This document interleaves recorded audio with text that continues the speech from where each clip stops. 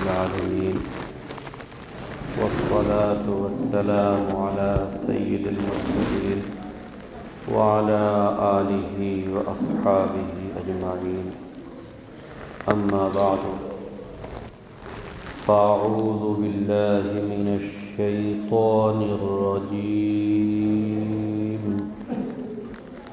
بسم الله الرحمن الرحيم والذين هم عن اللغو معرضون قال النبي صلى الله عليه وسلم إن أشد الناس عذابا يوم القيامة المصورون أو كما قال عليه الصلاة والسلام.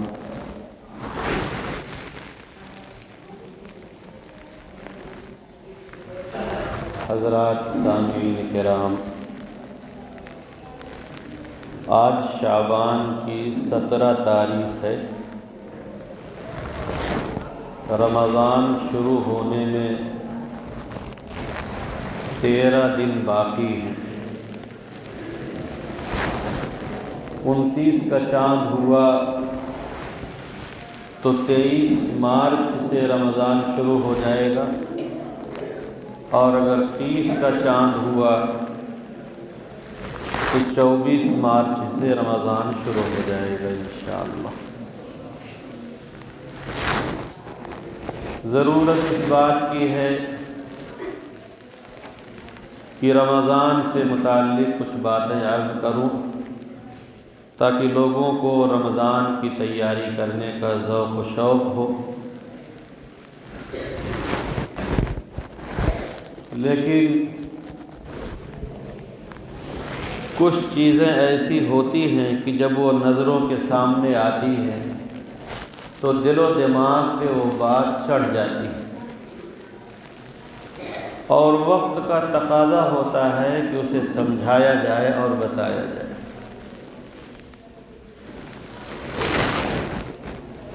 اس لیے آج رمضان سے متعلق کچھ عرض کرنا مشکل ہے۔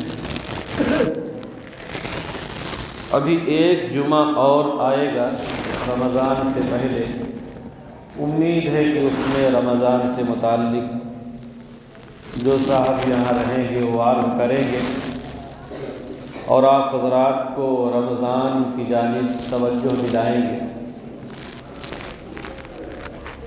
اس وقت ہمارے دل و دماغ میں جو بات سمائی ہوئی ہے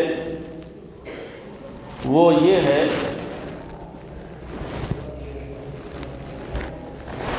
کہ تصویر سازی، فوٹو بنانا،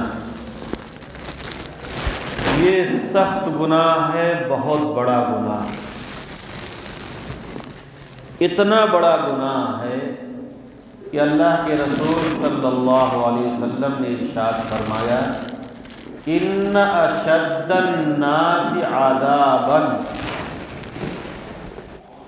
ان اشد الناس عذابا یوم القیامت المصورون، یقیناً قیامت کے دن لوگوں میں عذاب کے اعتبار سے سب سے زیادہ سخت تصویر بنانے والے ہوں گے، فوٹو بنانے والے ہوں گے۔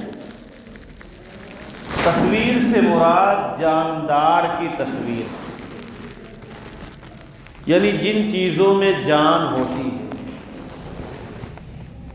رہی بات عمارتوں کی تصویر، درختوں کی تصویر، سامانوں کی تصویر، اس میں کوئی خرابی نہیں ہے، کوئی ممانعت نہیں۔ جاندار کی فوٹو بنانا، جاندار کی تصویر بنانا،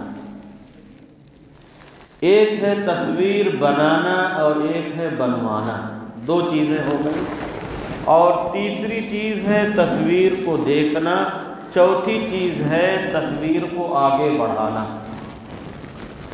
پانچویں چیز ہے اس کی حمایت کرنا اور مدد کرنا، یا دل سے اس پر راضی رہنا اور خوش ہونا۔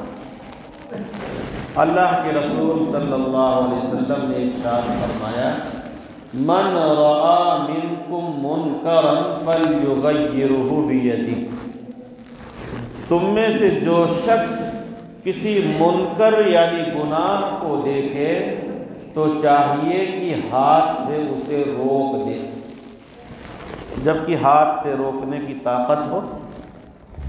فمن لم یستطع فبلسانہ، اس کی طاقت نہ ہو تو زبان سے منع کر دے، سمجھا دے۔ فمن لم یستطع فبقلبہ، زبان سے بھی نہ کہہ سکتا ہو تو دل سے برا سمجھ، اور دل سے برا سمجھنے کے ساتھ ساتھ اس جگہ سے الگ ہو جائے جہاں پر وہ گناہ ہو رہا ہو، وہاں پر موجود رہنا، یہ اس بات کی دلیل ہے کہ دل سے برا نہیں سمجھا جا رہا۔ ایک حدیث پاک تو یہ ہو گئی ان اشد الناس عذابا یوم القیامت المصورون، کچھ الفاظ کے فرق کے ساتھ کئی حدیثوں میں یعنی حدیث کی کئی کتابوں میں یہ حدیث پاک موجود ہے، اور بالکل پکی اور مضبوط سند کے ساتھ یہ روایت ہے، اس میں شک و شبہ کی کوئی گنجائش نہیں۔ اللہ کے رسول صلی اللہ علیہ وسلم کا یہ ارشاد ہے کہ عذاب کے اعتبار سے سب سے زیادہ سخت، یعنی سب سے زیادہ سخت جو عذاب دیا جائے گا قیامت کے دن، وہ تصویر بنانے والوں۔ ایک دوسری حدیث پاک میں ہے لا تدخل الملائکۃ بیتا فیہ کلب او تصاویر، اس گھر میں فرشتے داخل نہیں ہوتے، یعنی رحمت کے فرشتے داخل نہیں ہوتے جس میں کتا ہو یا جاندار کی تصویریں۔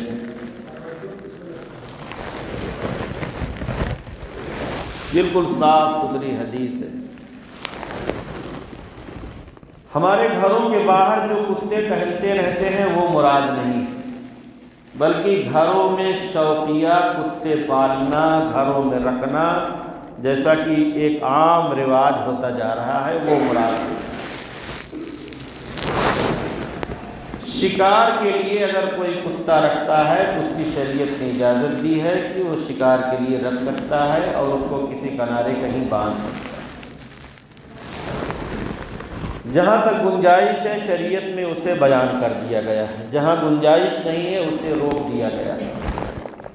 تو یہ دو حدیثیں ہو گئی تصویر کے بارے میں۔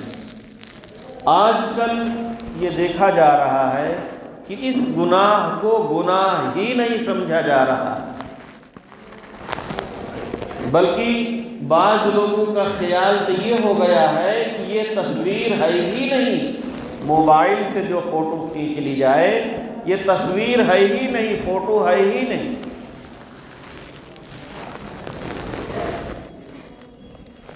جب تک آدمی گناہ کو گناہ سمجھتا رہے گا تب تک تو امید ہے کہ وہ توبہ کرے، اور جب آدمی گناہ کو گناہ نہ سمجھے تو پھر توبہ بھی نہیں کرے گا۔ اب جب اس کو جائز سمجھ لیا تو توبہ کیوں کرے گا؟ تصویر کے بارے میں علماء کرام نے جو بحث کی ہے وہ یہ لکھا ہے کہ تصویر ہونے کے لیے یہ چیز تصویر ہے یا نہیں ہے، ایک شرط یہ ہے کہ اس میں بنانا پایا جائے۔ آپ شیشہ کے سامنے کھڑے ہیں، اس میں آپ نظر آ رہے ہیں، لیکن آپ کچھ بنا نہیں رہے ہیں، کچھ کر نہیں رہے ہیں، تو وہ تصویر نہیں ہے، اس کو کہیں گے عکس، پرچھائی۔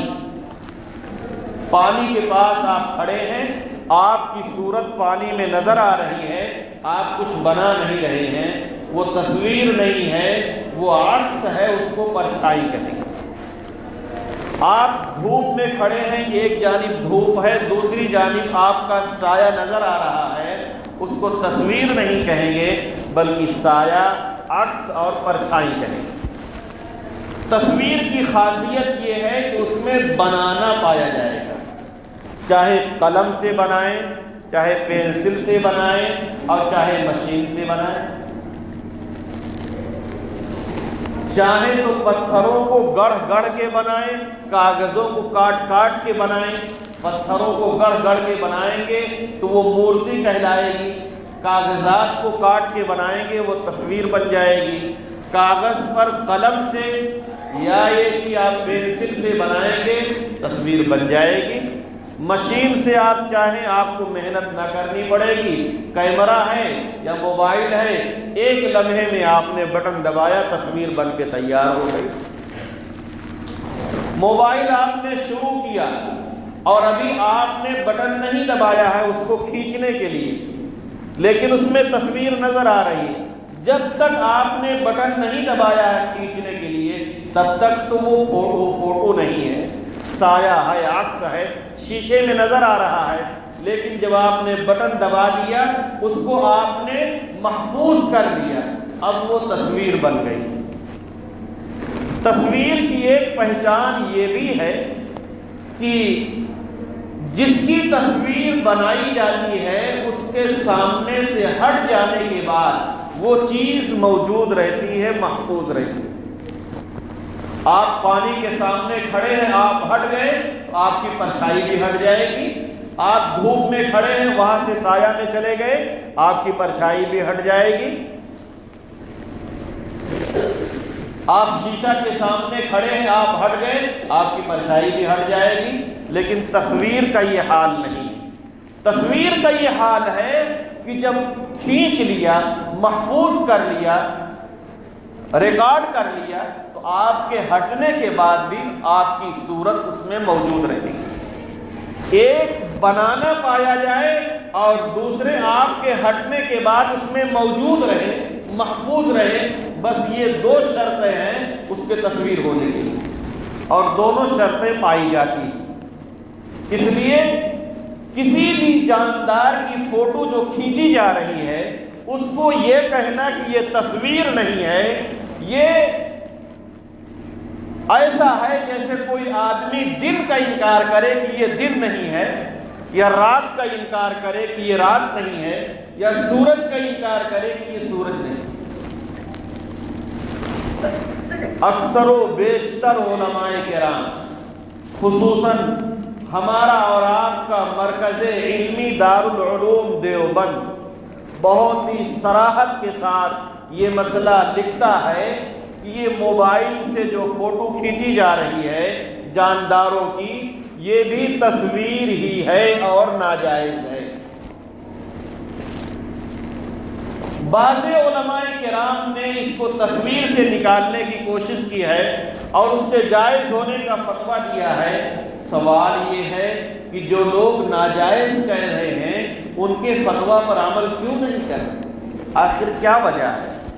اس لیے کہ اس فتوے پر عمل کرنا مشکل ہے، یا آپ کے ذوق اور شوق کے خلاف ہے اس لیے نہیں مانتے؟ اور جن لوگوں نے جائز کہہ دیا ہے ان کے فتوے پر آپ عمل کر رہے ہیں، ابھی وہی کوئی دوسری چیز ناجائز کہیں گے تو اس کو نہیں مانیں گے۔ قاعدہ یہ ہے کہ جب کسی مسئلے میں جائز ناجائز کا اختلاف ہو جائے تو جو جانب ناجائز کی ہے اسی میں احتیاط ہے کہ اسی کو لیا جائے اور اسی پر عمل کیا جائے۔ آپ سوچئے اگر اللہ کے یہاں یہ سوال ہو گیا کہ اس کی کیا ضرورت تھی جو تم یہ کام کرتے تھے، تصویریں خوب کھینچتے تھے اور بناتے تھے، کون سی ایسی مجبوری تھی، کون سی ایسی ضرورت تھی؟ تو وہاں یہ کہیں گے کہ فلانے مولانا صاحب کہہ رہے تھے جائز ہے اس لیے ہم نے کھینچا۔ تو ادھر سے یہ جواب ملے گا کہ جو علماء کرام آپ کی موجودگی میں ناجائز بتا رہے تھے ان کے فتوے پر کیوں عمل نہیں کیا؟ کیا ضرورت ہے؟ جبکہ 99% علماء کرام، مفتیان کرام، بڑے بڑے ان کی رائے یہی ہے اور ان کی تحقیق یہی ہے کہ یہ تصویر ہے اور ناجائز ہے، اس سے پرہیز کیا جائے۔ آفت تو اب یہ ہو گئی ہے کہ اس تصویر سے یہ مسجدیں اور یہ مدرسے بھی محفوظ نہیں ہیں۔ سیاسی ضرورتیں اپنی جگہ، سرکاری ضرورتیں اپنی جگہ، سرکاری ضرورتیں مجبوری کی ہوتی ہے۔ پاسپورٹ بنائیں گے تصویر لگانا ہے، لائسنس بنائیں گے تصویر لگانا ہے، راشن کارڈ بنائیں گے اس میں بھی تصویر لگانا ہے، اور بہت ساری سرکاری ضرورتیں ہیں۔ تو علماء کرام نے پیچھے سے دلائل کے ساتھ لے کر یہ بات لکھی ہے کہ جہاں مجبوریاں آ جاتی ہیں، سخت ضرورتیں آ جاتی ہیں، ایسے حالات ہو جاتے ہیں کہ جینا مشکل ہو جائے گا، تو اتنی گنجائش شریعت دیتی ہے۔ چنانچہ کوئی آدمی بالکل آخری وقت میں ہے، جان جانے والی ہے، اور جان بچانے کے لیے اس کے پاس کھانے کے لیے کچھ نہیں ہے سوائے حرام کے، تو قرآن مجید کی آیت اس کو اجازت دیتی ہے کہ اتنا حرام کھا لے جتنے میں جان بچ جائے۔ تو مجبوری کے حالات اور مجبوری کے مسائل اور ہوتے ہیں۔ اب ایک ایک جز کی تصویر، مولانا صاحب ٹرین پر چڑھ رہے ہیں اس کی بھی فوٹو، سیٹ پر بیٹھ رہے ہیں اس کی بھی فوٹو، چائے پی رہے ہیں اس کی بھی فوٹو، کھانا کھا رہے ہیں اس کی بھی فوٹو، استنجا خانے میں گھس رہے ہیں اس کی بھی فوٹو، اسٹیج پہ جا رہے ہیں اس کی بھی فوٹو، بیان ہو رہا ہے اس کی بھی فوٹو، اب اتر رہے ہیں اب اس کی بھی فوٹو۔ حد ہو گئی ہے یہ تصویر۔ یہ اصل میں بلیک میل کیا جاتا ہے۔ اب لوگوں کے دل و دماغ میں مضبوطی تو رہی نہیں، دینداری تو رہی نہیں، خوف خدا تو رہا نہیں، اب ہماری باتوں پر لوگوں کو اعتماد تو رہا نہیں کہ ہماری بات کو وہ مان لے۔ اب ان کو لے جا کے ہم فوٹو دکھائیں گے کہ یہ لیجیے دیکھیے ہمارے یہاں یہ حضرت آئے تھے اور اس کا یہ ثبوت ہے، ہم نے ویڈیو بنا رکھی۔ اس کے لیے اجازت۔ اب جلسے میں بھی بڑے بڑے علماء کرام کو اس لیے نہیں بلایا جا رہا ہے کہ ان سے قوم کو دین ملے، بلکہ اس لیے بلایا جا رہا ہے کہ ہمارے پاس سند ہو جائے، ثبوت ہو جائے کہ فلاں مولانا صاحب ہمارے یہاں آئے تھے، ہمارا مدرسہ موجود ہے۔ اللہ ماشاءاللہ، اللہ ماشاءاللہ۔ کل بھی رات ایک جلسے میں گیا تھا تو مجبوراً مجھے واپس ہونا پڑا، دیکھا کہ خوب دھڑلے سے مدرسے کی طرف سے اہتمام کیا گیا ہے ویڈیوگرافی۔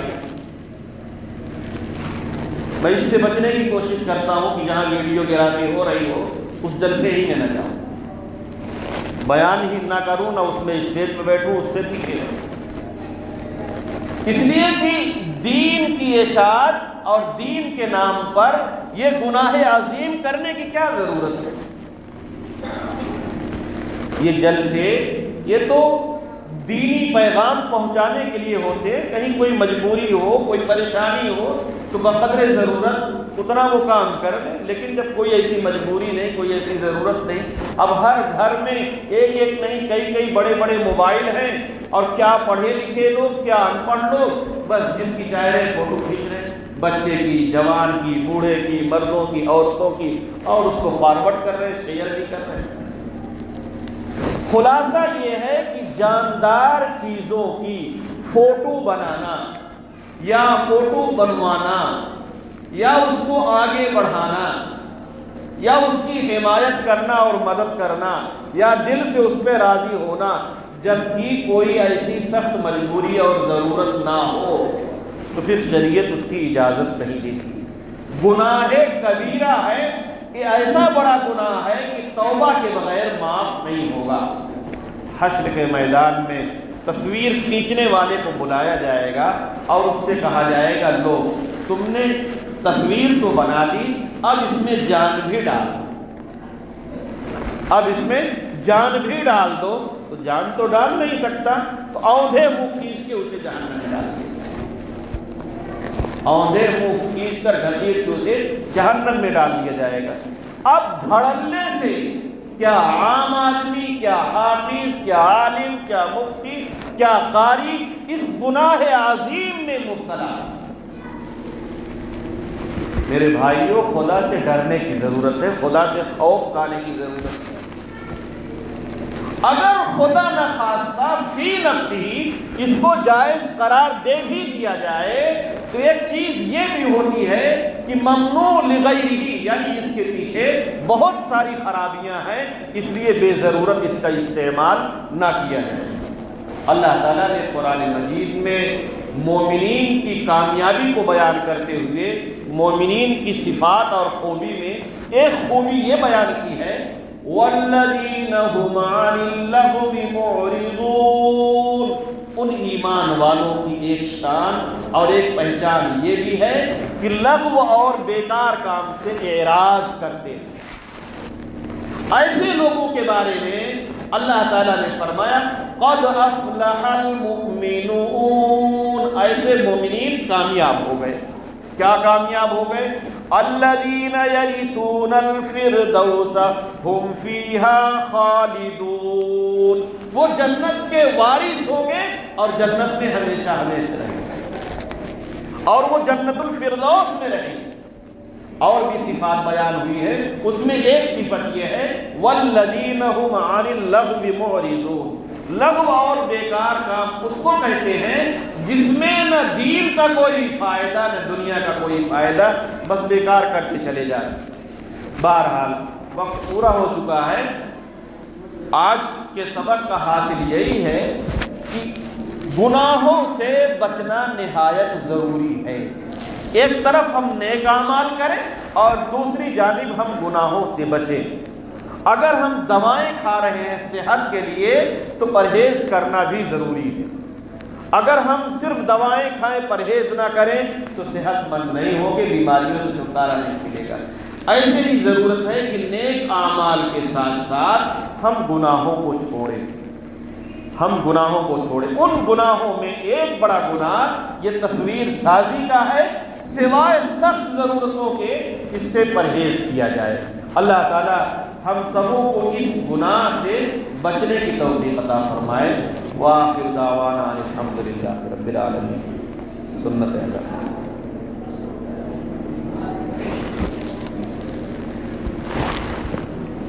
50 پر بند ہوگا، 50 5 منٹ لیٹ ہو گئے۔